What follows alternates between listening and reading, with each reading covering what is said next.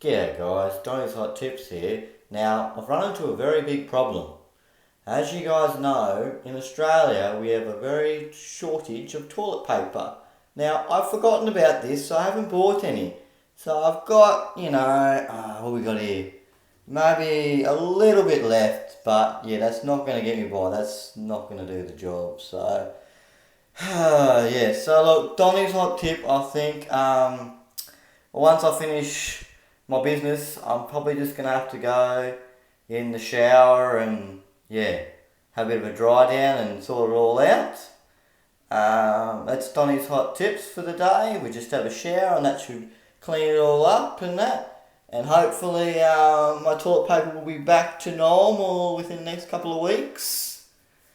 And just stay tuned, guys, because Donny's cooking adventures will be coming.